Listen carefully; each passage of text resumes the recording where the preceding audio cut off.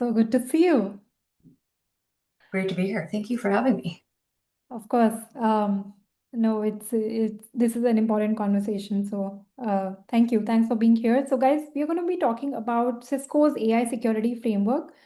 For people who don't know about the framework that Cisco launched last year, it's an important AI security framework as we talk about the standards in AI security. And Amy over here is going to talk about um, what that is.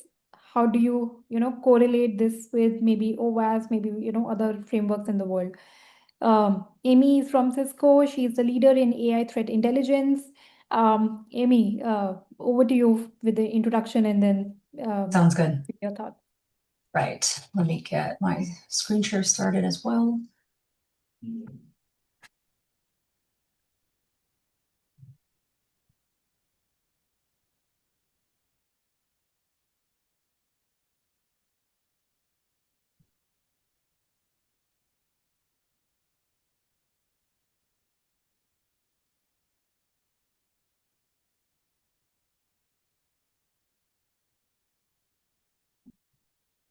Like people can see it, so I'm going to continue.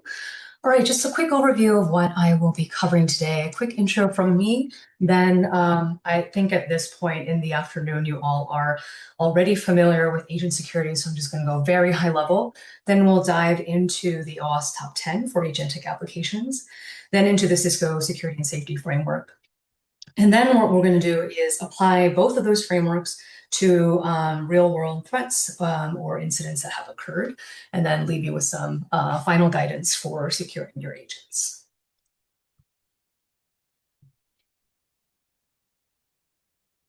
Real quick intro from me. So as Ankita mentioned, I work at Cisco, but I have about 2 decades of cybersecurity and AI security experience behind me. I have done everything from work on Capitol Hill as a staff director to advising C-suites and running threat intelligence operations at JP Morgan. I'm going to leave it there and then just get right into the material. All right. So last week, we also just launched our State of AI Security 2026 report. I'm just going to do some high level, what things that we found from an agentic security standpoint is that, the biggest takeaway from this report is that the combination of rapid AI adoption, untested boundaries and limits of what AI cannot do, especially in an agentic environment. The also combined with the non-existent norms of behavior around AI security and safety, as well as the existing latent cybersecurity risk, does require all of us to have a fundamental change in how companies, organizations, even as individuals approach digital security. People who have like a background in AI security understand that prompt injections and jailbreaks have kind of been around since 2022 with the advent of generative AI and large language models. Models and agents still remain vulnerable to these types of attacks, but now that those types of attacks can be chained through agentic protocols as well. Then the agentic systems and protocols themselves also complicate the threat landscape because the rapid adoption of MCP and agentic protocols have then created kind of a vast and often unmonitored attack surface, and that then poses a lot of unchecked risk in the broader AI supply chain, which can arise as early as data sets through model and agentic deployments as well. Much more detail, much more florid, but also better encapsulating than my 30-second overview. I think I caught the last bit of the last panel, which was, how are frameworks used to understand these threats? And right here, I've given you kind of a sampling of some of the most prominent frameworks that exist. So MITRE Atlas being a threat knowledge base for cataloging and mitigating AI-specific threats, to NIST RMF, which is a risk management framework that is paired with an AML, which is the adversarial machine learning taxonomy, to help organizations understand and how to govern and manage risks that arise from the use and deployment of AI systems. Then what we'll focus on in this talk is the OWASP Top 10, as well as the Cisco Integrated AI Security Framework. But other frameworks that exist out there, Cloud Security Alliance has frameworks, and then industry organizations also have their own taxonomies and frameworks to try to encapsulate the risk as well. So if you're not familiar with the OWASP Top 10, you can Google it and find out a lot more than what I'm able to cover in this short presentation. But basically, they created this because model-centric frameworks such as the OWASP Top 10 for LLMs and generative AI were unable to account for the evolving field of agentic AI as a functionality that is expanded from when a user makes that LLM call to then agentic workflows to then workflows that have multi-agent or collaborative workflows and systems as well. So it kind of builds on top of the prior top 10s and is meant to somewhat overlap but provide actionable guidance for practitioners. These are the 10 categories that are encapsulated. I won't go into each of them in great detail, but you can kind of read for yourself here. They also put together a nice graphic which kind of showcases that the risks arise, kind of everywhere in an agentic workflow, agentic system, agentic ecosystem. So it's to kind of highlight that you can have vulnerabilities and security threats, throughout your agentic system. And then I think one other thing that is helpful is to think about how these different frameworks fit into the big picture when you're trying to encapsulate or think about how do I wrap my head around AI security threats? What do I need to do from a governance perspective, from a security practitioner perspective? So focusing here on the second column, which is the top 10 for agentic apps. The core question that this framework tries to provide is can I trust this agent to act on my behalf? And the goal of the top 10 list is to provide you guidance on how you can secure your autonomous actions and tool use, focusing specifically on agentic risks and targeting autonomous agents and tool use technologies. The other frameworks here talk about different types of technologies, different subsets, but are all kind of interconnected in this AI ecosystem.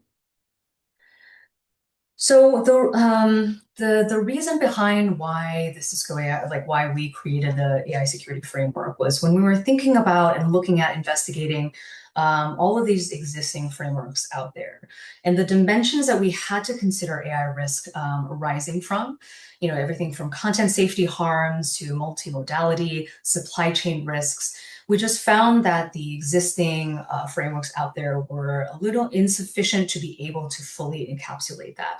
And so what we did was to try to coalesce around a framework that provides end-to-end visibility of an AI lifecycle from the data sets that you use to train your models all the way out to the agentic and MCP deployments of those models as well.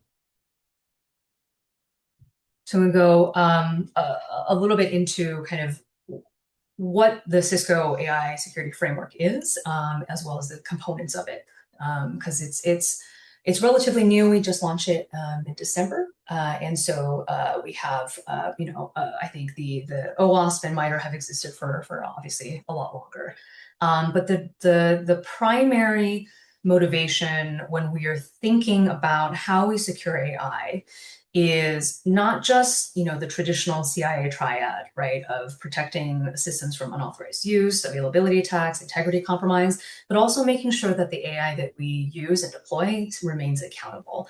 And so that kind of guided the framing of how we encapsulated the threats that are in our framework.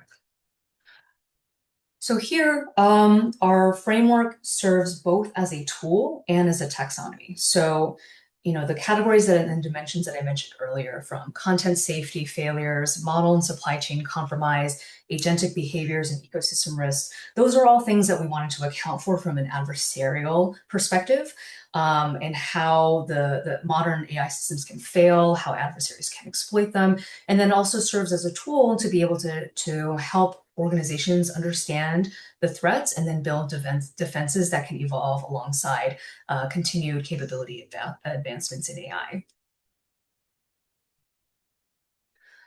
This is a screenshot of our framework. The kind of the design principles behind that is to be able to provide a comprehensive view of all of the objectives, and we organize our framework across objectives and then techniques and sub-techniques and procedures, which I'll go into in the next slide. But what we also do here, you can see in the example of direct prompt injection, is that, maybe Cisco's AI security framework just got launched a few months ago. I've been kind of anchoring on OWASP top 10s and MITRE Atlas NIST AML. That's okay because we map to those. And what we want to be able to showcase is that we can still have a unified language to be able to understand that no matter what framework you end up choosing to use or adopt in your organization, that you have that kind of visibility into all the other frameworks and how they may apply in a specific threat scenario as well. You can't see it in this, well, you can see it down here, where what we also do is show whether a specific threat would apply in an agentic MCP or even a model supply chain or a model file scenario, so that you can also understand whether you would have to consider a specific threat in the context of an agentic deployment or just with an LLM itself. So, I want to go into some of the hierarchies as well of the framework. And so what we've tried to do is, at the objective level, try to show the why behind the attacks. Like, what are the goals or motives that drive adversarial activity? What are they trying to achieve when they're trying to compromise your AI assets or technology? Then we get into one level deeper, which is the technique and sub-technique level. And that provides the how of the attack execution. What are the specific methods, processes, or actions that adversaries use to be able to help achieve those objectives, right? So if the goal is to hijack do goal hijacking or jailbreaking, then you would have a specific technique that you would leverage to execute that specific attack to achieve that goal. Then at one level lower, we have the procedure level. So it's very similar to how MITRE approaches the attack and Atlas frameworks from like a TTP standpoint. In the procedure level, or kind of like what are those step-by-step implementations or specific tools that I would invoke, any code patterns that I would use, and other technical methods to be able to execute those techniques. So for example, like specific type of obfuscation or encoding that would be embedded in an input that goes into an LLM or an agent to try to subvert it to achieve that objective. We have a pretty wide audience as well when we were thinking about this. We want it to be applicable for and manageable and understandable to all different types of audiences. For example, if you're a business or executive leader, you don't necessarily need to get down into the weeds of the sub-technique levels or the procedure level. But you can understand, why an objective is important to have either coverage for, or you even understand how your AI assets can be compromised in a specific fashion. For GRC teams, for example, then you can then look at the regulatory compliance, legal requirements that you have, then be able to map and institute controls at a specific place to ensure that you are compliant with those laws and regulations. And then finally, for example, like security and threat intelligence teams, then they would also be able to understand how an attack path occurs and then be able to similarly develop detection signatures, rules, guardrails, and the like to be able to kind of secure your organization against AI threats. In terms of like thinking about the application of the AI security framework, again, I think the goals that we had in mind was that we would continue to evolve the framework and the taxonomy, similar to how MITRE Atlas and MITRE ATT&CK constantly get updates and new techniques and procedures that are added. We want to be able to account for the adaptability of adversary tradecraft as well, and have that a way for defenders to have streamlined risk prioritization. Then I think having that common language both assists in the clarity and consistency across defenders, but also allows the facilitation of increased trust and collaboration enablement. Maybe it's between the GRC org and the security org within your company, but it could also be with other companies that you have information sharing agreements with, or ISACs, or things like that, to be able to use this framework and taxonomy in a way that allows for common understanding. Went over this already. I'm just going to skip past these slides. All right, so now I want to apply both of these frameworks in real scenarios. So I'm going to give you some examples of how we would do that. All of you, I'm sure, are familiar with OpenClaw, CloudBot, MoltBot, which was the AI assistant that achieved virality. It was particularly problematic from the sense that it has access to persistent memory, as well as deep access to your personal machine applications, as well as the authority to act autonomously, use and call third-party dependencies like skills to help support those workflows. Obviously, I'm speaking to a security audience here, so you understand that there is a convenience and security trade-off here. However, I think in the new world of agentic AI, there's really no clear precedent set in terms of who owns what and who is liable for what when something bad or if something bad happens. And again, harking back to what I said at the beginning, there are no norms or standards for securing agents at this point. And so it's incumbent upon us and these dialogues and these conferences to kind of set those standards and start the conversation ball rolling in that direction. I'm sure all of you have seen this tweet where the head of alignment at Meta Llama deployed an instance of OpenClaw, and then it deleted all of her emails, even though you said, stop, like, don't do this, right? And so these are some of the pitfalls of having excessive agency and the potential abuse of agents. Right. And so I think it goes back into the overall understanding that granting OpenClaw full access to all of your systems and all of your permissions and things like that is incredibly risky. You have threats that could potentially come up from unchecked action authority, where they had no guardrails to prevent actions, where even repeated stop commands were ignored. Then you have also misaligned operational context, so that, when scaled to a larger data set, maybe in a constrained environment, it has very clear understanding and alignment goals. Those, now that when you have like all of the web available, all of your personal assets available, those sorts of constraints start getting broken down. You also notice that safety guardrails aren't always sufficient. Natural language prompting, even things like confirm before taking action are not reliable enforcement mechanisms to ensure that the agent won't do something on your behalf. And like basically the combination of authority and access will lead to escalated risk, right? And then if you take into consideration, not just one agent, but other multi-agent ecosystems, that creates a higher speed and ungoverned attack path. So then now how do we kind of put this all together in a framework, right? So I've here highlighted some of the key top 10 threats that this example showcased. From a Cisco AI Security Framework perspective, we kind of aligned the objectives as well as like what behaviors we observed, and then how those manifest in specific techniques. You can go into our website to learn a little bit more about what each of these terms mean. But kind of like, what you can draw from like mapping this type of behavior is that you can then figure out what those next steps need to be, whether you are in a compliance function or a security function. Some very clear things would be to update your configurations, permissions, and specific boundaries for what the agent has access to, implement enforceable policies or runtime monitoring.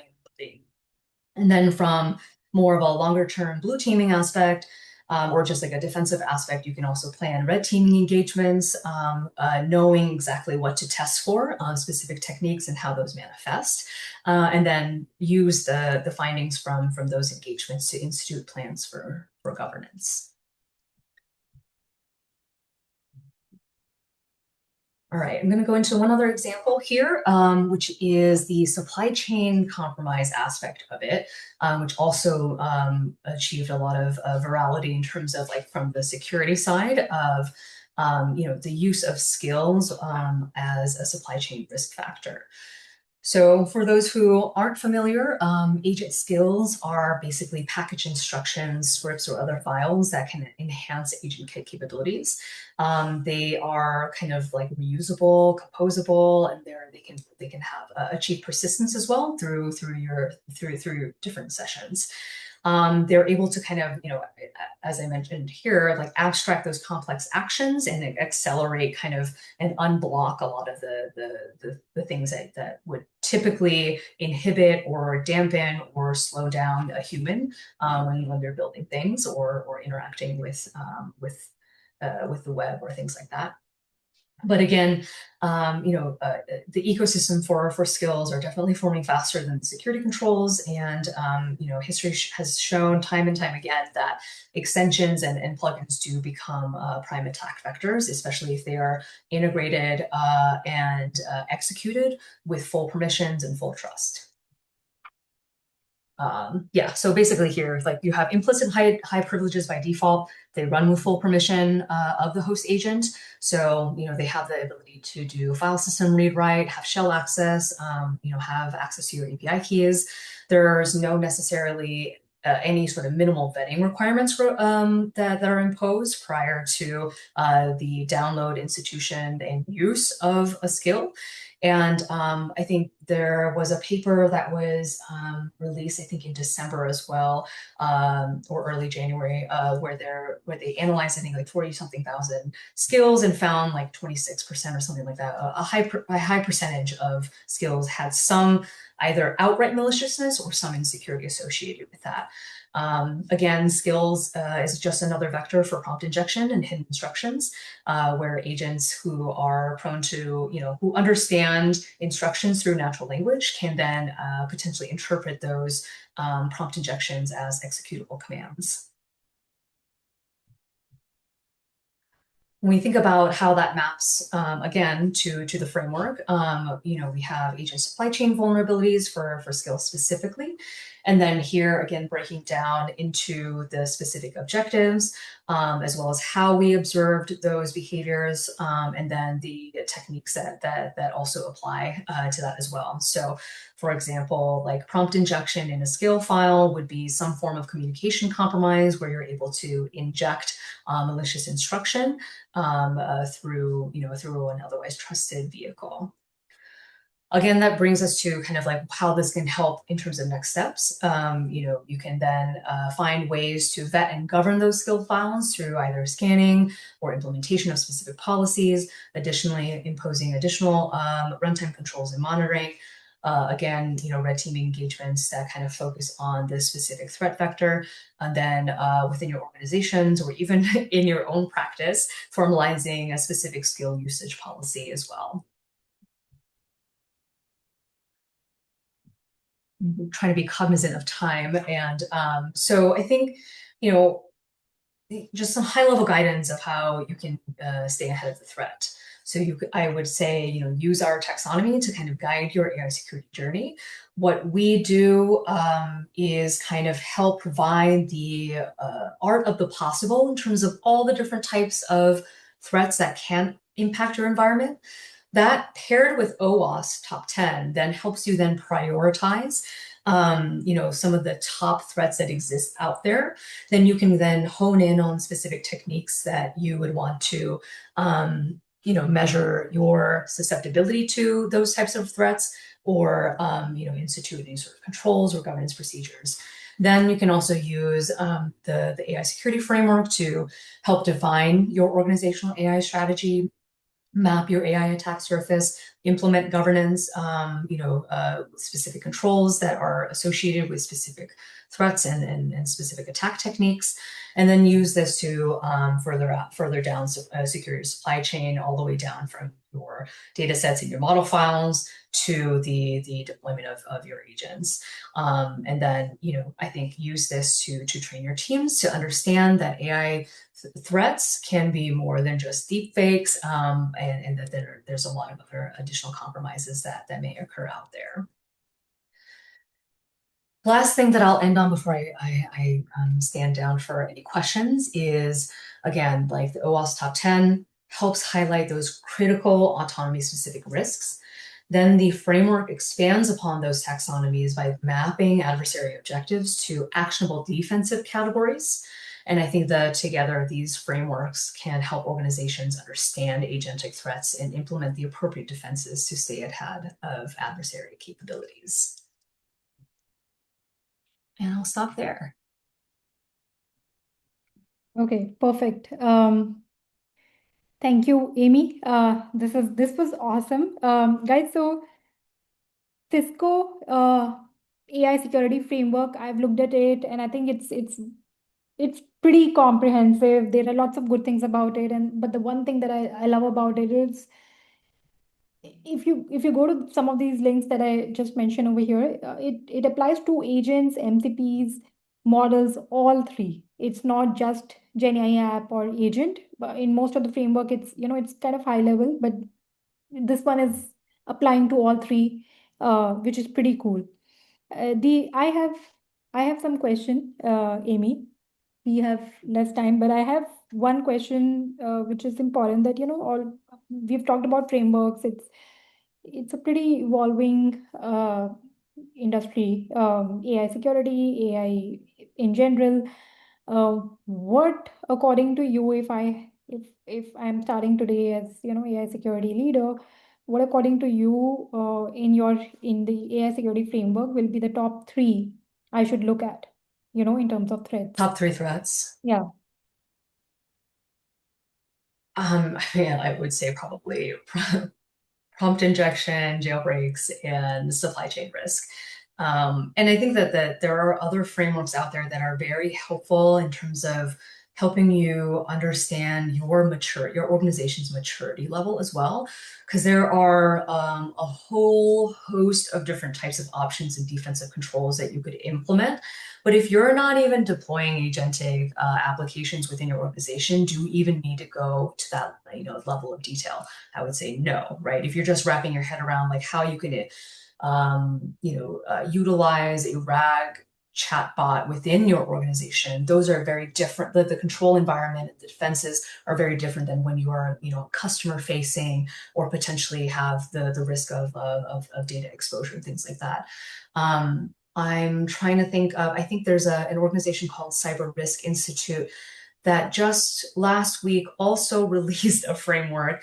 It's like a maturity kind of framework that is specifically catered for financial institutions, but does give, I think you can extrapolate from that and look at the kind of the maturity model that is presented alongside that to kind of understand what level of AI adoption and deployment you are in, and then that can kind of dictate the defenses necessary. Got it. Thank you. Thanks, Amy. So basically, I mean, of course, the field is evolving so fast. There are frameworks out there. You just mentioned some framework that was launched last week. Cisco has a great framework.